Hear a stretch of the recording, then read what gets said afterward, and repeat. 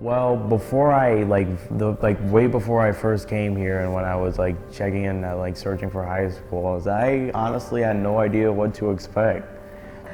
So when I actually first came here, I was actually kind of blown away. The environment was good, everyone was friendly. Principal Gordon is amazing, such an incredible person. I really look up to him. They do so much for us students here, and I really appreciate that. It's a small school. It's about between 300 and 320 students. So it's a pretty tight-knit community. All of the staff know each other, all the students know each other, all the students know all the staff, and vice versa. And as far as building conditions, I mean, that's sort of the contradiction of working at Robeson. Over the years, we have been reaching steady growth and getting our building more situated. While in and of itself, we can't physically change the building. I mean we could, but not at the moment. But we have been taking slow steps to ensure that we have a healthier environment for the students. The building was built in 1956. It hasn't had significant upgrades since that time, up until us fighting for air conditioning. That's probably the most recent and most significant upgrade that the building has had. 2019, when I was a student teacher, I had a student, not in my class, but in another classroom, pass out due to the heat at the beginning of the year. Classroom temperatures would get between 90 and 100 degrees, and it was absolutely brutal. I started my teaching career just absolutely drenched in sweat. I mean, it's an extremely difficult task to teach in those conditions. Probably why I keep getting sick and kids keep getting sick. I mean, a building this old should be kept better, you know? And I don't think the district really makes sure that our facilities are at the highest quality possible to ensure our health and our safety. We went out of the school buildings because of the COVID pandemic in the latter half of the school year in 2020. When we returned to the buildings in the 21-22 school year, when we walked back in, it was just a really stark reminder of just how hot it was in this building, and it had gotten hotter because of climate change. So it was even worse than it was a year prior. I think we all just realized that we couldn't tolerate it anymore. During the entire pandemic, at the height of it, when we all had to be in masks, especially in the August and September, and then the May and June where it was 100 degrees outside, felt like sometimes 120 degrees here. We were masked, and those hot days made it really difficult to teach. And so it's you have this sort of juxtaposition saying, we love you, but our building doesn't say that. So our Teachers Union Building Committee met, and we came up with a campaign plan to pressure the district to provide us with the air conditioning that we really desperately needed. We started with a staff petition. Every staff member in the building signed it, and we sent it to the operations department at the district. And they didn't meet our demands at that point, though operations did show up and start filling old work orders that hadn't been filled for a long time, fixing windows, doors, stuff like that. Which was great, but not what we really needed, which was air conditioning. We started talking with parents in our school community, and they launched a petition of their own. We had over 300 parents and family members sign a petition demanding air conditioning for the school building, which included electrical upgrades. It wasn't as simple as plugging in a window unit. We actually needed new electrical lines to accommodate the amount of electricity it would require to run an air conditioning system. We had such an old electrical system that sometimes it would short out when someone would boil water for tea. The students started seeing what we were doing and got a supermajority, that's over 2/3 of students, to sign a petition of their own.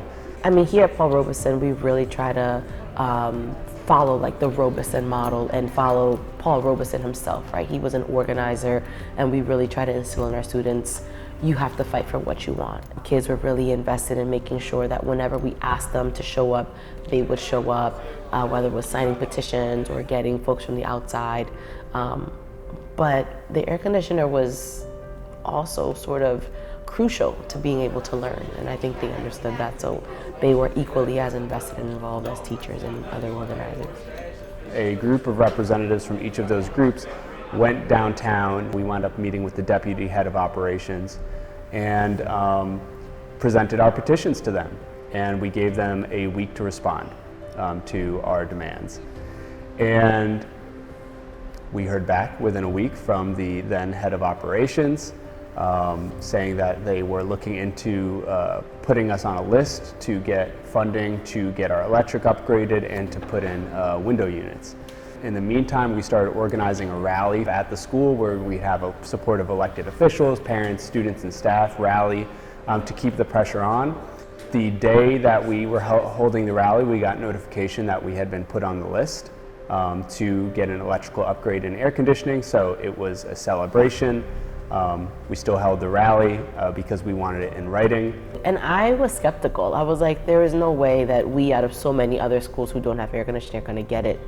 But we did, and when we came in August, we had air conditioners. People turned on their air conditioning units, and some staff like almost cried, who've been working here for over 10 years in this incredible heat, in these inhospitable conditions. And then to be able to actually keep our rooms at a more comfortable temperature was just like huge. It was really wonderful to see teachers, families, and students really come together and organize, and to see them actually win that fight was impressive, because there are several other buildings in the district who have not gotten air conditioners, and it really is a true like injustice. That's like a little bit sad because it's air conditioning. It's like a very basic thing, but a lot of buildings in this district don't have air conditioning because the district, the city government, the state government has chosen to allow our buildings to fall into disrepair. But this is the same case in a lot of other large urban school districts and a lot of rural school districts in Pennsylvania. You know, we were told for years that there was no money for what we wanted, but once we started organizing and putting pressure, suddenly there was money available. The building is still extremely hot. I mean, when it's like 90 degrees outside, these air conditioners still don't cool the building down enough. We don't have central air in circulation, so during, a time when circulation basically equals life and health, we don't have that. So you have to, usually we run the air conditioners and sometimes leave windows open just for our health and safety, or to have the air conditioner running through the winter when it's like 20 degrees outside. And usually the colder it is outside, the hotter it is in the building, because they blast the heat. And once that heat gets blasted, the building gets so hot, it's hard to cool it off. And when you think about the impacts on our broader fight for climate, it feels bad. It's made a big difference for us as educators. It's made a big difference for our students, but we're still working in a building built in 1950, and the most recent upgrade is putting in window units. So we also recognize that this still isn't the school that our students deserve, but we saw that what we can do when we organize, what we can accomplish. It really just struck me that it was important for me to ensure that I was bringing in those conversations into my classroom, especially because I talk so much about justice. And I think that it's really allowed students opportunities to kind of consolidate their understandings. They learn about it in their science classes, they hear about it here and there, but it just allowed them a space to think about it in a non-science way. And I really think that it's the sort of work that needs to continue to be done across different curricula, across different disciplines, to ensure that this upcoming generation is becoming part of the central fight to save our planet and our future. I've been seeing the steady growth that this school has made, and it's still happening. While we might be not moving as quickly as we had hoped, it's still, we're still climbing up despite all the climate impacts and all the societal impacts. By the time I graduate, I hope to see so many other good things come out of the school. At the end of the day, every day, Mr. Gordon gets on the speakerphone and reminds the kids, we love you and we're here for you. And students are generally really happy here. They feel safe. They love Mr. Gordon. They love the building. They just really love Robeson. And it's really interesting when you juxtapose sort of the loving environment that the teachers and the people are creating versus sort of the structural, physical, brick and mortar environment where the kids are fully aware that the physical building does not represent that love in any way.